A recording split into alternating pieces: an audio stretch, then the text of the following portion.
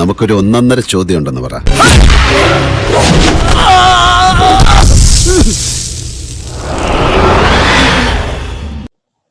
ഇതിനു മുന്നേയും മോഹൻലാലിനെ കുറിച്ച് താങ്കൾ ഒരു പരസ്യമായ രഹസ്യമാണ്. നിങ്ങളുടെ വിചാരം ഒക്കെ മണ്ടത്തരാ. പ്രായമേറും തോറും വാശിയും ശുണ്ഠിയും വർദ്ധിച്ചു വരിക. അല്ല ഒളിക്കാനൊന്നുമില്ല. പുള്ളി തന്നെ പല ഇന്റർവ്യൂവിൽ സംഭവിച്ചിട്ടുണ്ട്. സത്യാവസ്ഥ ആരോട് ചോദിച്ചാ മനസ്സിലാക്കുക? താങ്കൾ ഈ സ്റ്റേറ്റ്മെന്റ് നടത്തി ബാല പറഞ്ഞൊരു സ്റ്റേറ്റ്മെന്റിനോട് താങ്കൾ ക്ഷമാപണം നടത്തിയതും കൂടിയായിരുന്നു. ലാൽ സാറിനോടും ചിത്ര ചേച്ചിയോടും പിന്നെ ലാൽ സാറിന്റെ ഫാൻസിനോടും പിന്നെ ബോഡി ഷേവിംഗ് ചെയ്ത ആ നടിയോടും മാപ്പ് പറയും.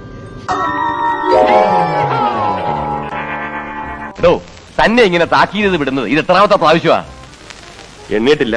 എന്നാ എണ്ണിക്കോ, ഇത് അവസാനത്തേതാ.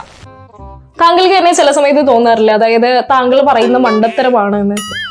അല്ല, എന്നൊരു ജനസംസാരം ഉണ്ടേ. ഞാനൊരു വേറെ സ്ഥലത്താണ് ഇത്ര ഫേമസ് ആയെങ്കിൽ ഒരു ഇന്റലക്ച്വൽ ബുദ്ധിജീവി അങ്ങനെയായി മാറിയത്. ഇതൊക്കെ നാട്ടുകാർക്ക് വല്ലതും മനസ്സിലാവോ മാഷേ? താങ്കൾ തന്നെ പറഞ്ഞിട്ടുണ്ടായിരുന്നു, അതായത് ഈ റിവ്യൂ കൊണ്ടുവന്നതിന് ഞാനാണ്, ഇപ്പൊ എന്നെ ആർക്കും വേണ്ടാന്ന്. താനെങ്ങനെ അറിഞ്ഞു? നമ്മളെ വൈദ്യര് പറഞ്ഞു. അതെയോ? ആയിക്കോട്ടെ. എന്നിട്ട് ഇപ്പൊ എന്തായി? ഈ സിനിമാ മേഖലയിൽ ഇല്ലാത്ത താങ്കൾക്ക് എങ്ങനെയാണ് ഇത് ഇത്ര തറപ്പിച്ച് പറയാൻ സാധിക്കുന്നത്? മുതലാളി ഒരു പ്രാവശ്യം പറഞ്ഞിട്ടുണ്ട് ബോട്ടിൽ വെച്ചേ.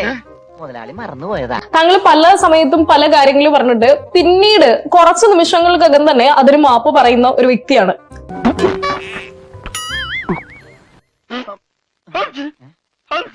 ഈ പറഞ്ഞ സ്റ്റേറ്റ്മെന്റും ഇനി പിന്നീട് ഞങ്ങൾക്ക് ക്ഷമാപണം പ്രതീക്ഷിക്കാമോ? പക്ഷെ ആരോടും പറയരുത്. ആരോടും പറയില്ല.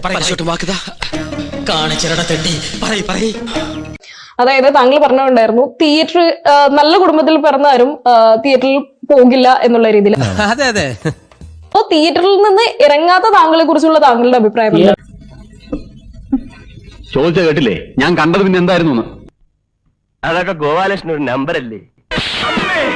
ഇത് എന്റെ ഒരു നമ്പറാ. പോക്കിരുത്തം കാണിക്കുന്നത് അതിൽ വേണ്ട തെണ്ടി. ഓക്കേ